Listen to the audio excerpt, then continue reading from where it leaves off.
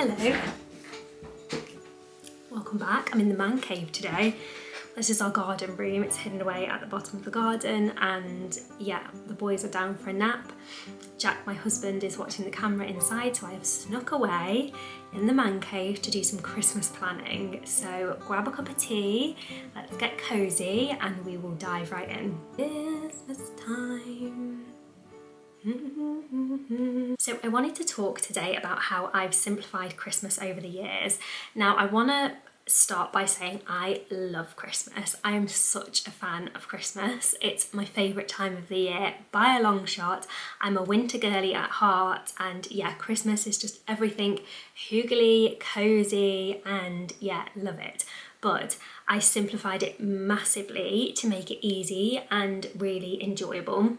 So I'm going to go through the steps that I took to simplify my Christmas. So first things first is I set myself a budget that was realistic for me to save every month throughout the year, so I had a little pot ready for Christmas time.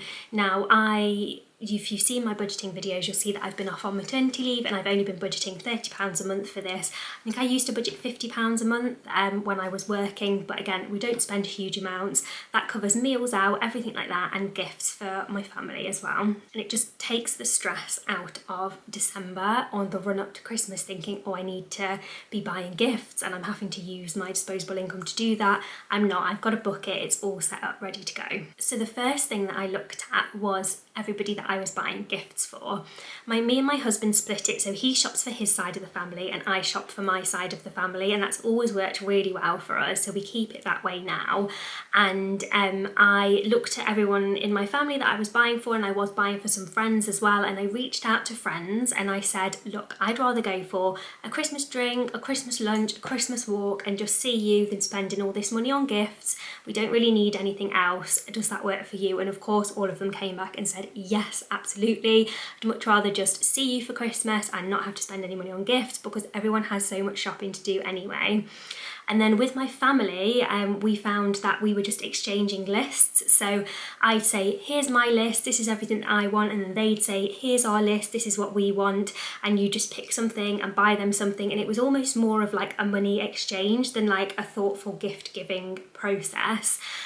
So I did ask everyone in the family if they still wanted to buy gifts. And my mum, my brother, they were happy not to, so I don't buy for like that side of the family. I actually get my mum a little gesture because she just can't help herself and she always buys us something. But my brother's family, we don't buy for each other, and that works really well. And then on my dad's side of the family, they were sad at the thought of losing gifts, which is fair enough. They need the gifts in their life, they want to be wrapping presents, they want to be exchanging things, so we still do the little gift exchange, but we have sort of pared back how much we spend, and more of like a token gift, like socks or mugs or, you know, little things like that, nothing extravagant. So no one's spending loads of money, but we still get that experience of all opening presents together, which is really nice. So have a look at the list of people that you buy for. Are there any people that you really don't need to be buying for? Now we have children. A lot of people this year have purchased stuff for their birthday that I wasn't expecting people to buy for them. So I am going to message those people and just say, please don't get us anything for Christmas. We're not buying for, you know, children of friends, and I don't expect you to for us. They get so much from family, they really don't need anything else. So I am going to make sure that I have reached out to friends and just said, you know, don't buy for us for Christmas. We have too much stuff already. I think it helps that I have a very minimalist mindset, and I want to keep a clear, clutter-free home. I don't want to be bringing lots and lots of stuff in. So that's the motivation there. And I'm not like a huge consumer anyway, so it helps that I don't want loads of stuff. So the next thing I did was go through my list of everybody who I send a card to, and I used to send an extensive amount of cards. Like every single person I knew would get a Christmas card, and I've stopped this now and I just send cards to people who I'm not going to see at Christmas. So colleagues that I used to work with, Distant friends who I won't be meeting up with, I will send them a card so they know that we're thinking of them. But those people who I'm seeing for a Christmas meal, a Christmas lunch, a Christmas walk, Christmas Day, Boxing Day, all my close family, I'm giving most of them a little token gift anyway, so I'm not sending them a card. And my friends, I don't give cards, and my friends are well aware of this. They'll give me a card and I'll say, I'm sorry, no, I don't do cards, because it's just too much. I do cards for the neighbours though. All the neighbours around here do cards, so I do post out a card for the neighbours. So I have a list of people. Again, I use Notion to keep track of all of my Christmas planning, and I have a list of everyone who I send a card to, so I can look at how many people I need to send a card to, how many cards will I need, and I can go and purchase that amount of cards. And if I need stamps, I can go and purchase stamps, and I know how many I've got to send as well. So that's gifts and cards decluttered, so to speak. And next I move on to my gift wrap situation. I, a few years ago, switched to just wrapping with brown paper and some ribbon. So I would order some ribbon each year from Hobbycraft, and brown paper you can pick up in most places, but we do have a Hobbycraft near us. So I just use brown paper and ribbon. It makes it really, really simple. And usually I wait for all the gifts to arrive, and then like I'll sit in front of a Christmas film with a mince pie and wrap all the presents in one go. But this year I'm actually going to wrap as they arrive, because we have babies now. They get sick all the time, as you know if you see my other videos, and you just never know what's going to come up, and I don't want to be left in like the end of December thinking, oh my gosh, I've not wrapped anything. So as the presents come in this year, I'm going to wrap them one at a time and it'll all be good to go. And the last thing that I like to declutter before the Christmas season starts is the house. So it's worth, now it's November, just going around your house and thinking, what can I get rid of? What do I not need? I've just gone through all our children's toys because I know they're going to be getting lots more. I've created a bit of space, and I'm going to go through the rest of the house and just really try and declutter. So in the month of December, I'm not feeling overwhelmed by things, especially with how much is coming into the house. It feels often like just a processing centre with the amount of boxes that are coming in for gifts, the amount of stuff that we have to order for ourselves anyway, then the amount of gifts that people are giving us. It's just basically a recycling centre in your house, isn't it? So let's try and clear out as much as we can now, and hopefully that will create a little bit of space for December.